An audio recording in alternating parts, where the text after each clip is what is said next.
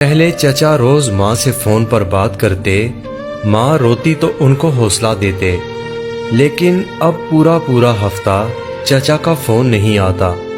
دادی جو پہلے ماں کے صدقے واری جاتی، اب ماں کو ہر وقت تانے دیتی رہتی کہ پہلے میرا ایک بیٹا کھا گئی، اب دوسرا بیٹا بھی مجھ سے دور کر دیا، تم تو ہو ہی منحوس، اور نہ جانے کیا کچھ کہتی رہتی۔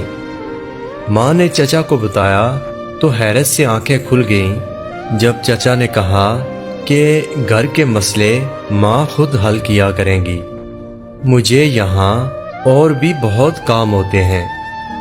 یہ وہی چچا ہیں جو یہاں ماں کو پلکوں پر بٹھا کر رکھتے تھے، اور اب وہاں جا کر کیسے آنکھیں پھیر لیں۔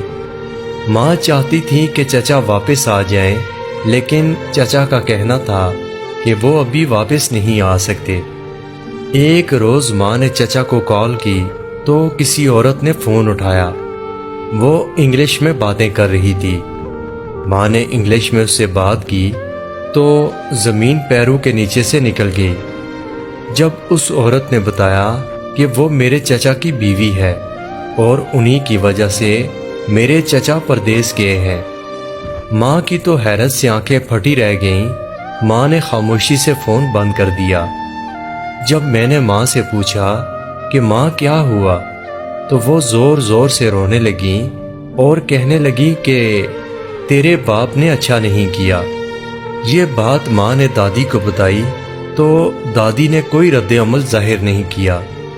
حیرت کا جھٹکا تو تب لگا جب دادی نے بتایا کہ وہ ماں کے رشتے پر راضی اسی بات پر ہوئی تھی، کیونکہ چچا باہر کے ملک شادی کرنا چاہتے تھے۔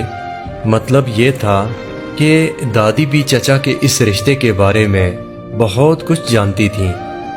ماں تو خاموش ہو کر رہ گئی۔ باپ کا سایہ سر سے اٹھنے کے بعد جو لوگ صدقے واری جاتے تھے، آج وہی لوگ کیا حال کر رہے تھے۔ ماں نے اب پھر سے نوکری شروع کر دی۔ دادی نے اس بات پر بھی اختلاف کیا کہ جب تیرا شوہر تجھے پیسے بھیجتا ہے تو پھر نوکری کیوں کرتی ہو؟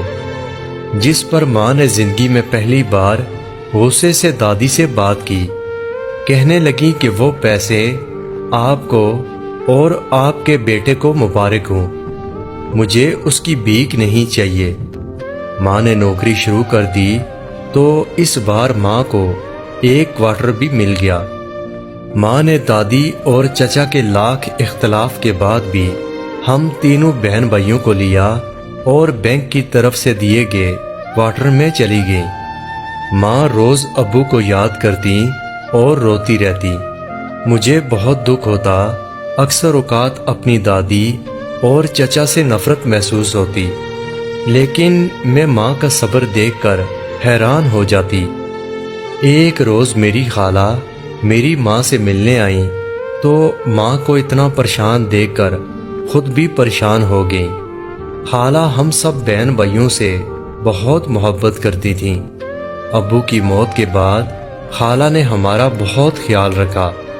ماں کو خالو کچھ زیادہ پسند نہیں تھے، وجہ یہی تھی کہ وہ بھی میری ماں پر بری نظر رکھتے۔ خالہ کی کوئی اولاد نہیں تھی کیونکہ میرے خالو کالا جادو کرتے تھے۔ خالہ نے پہلے تو انہیں بہت سمجھایا، لیکن خالو اپنی حرکتوں سے باز نہیں آئے۔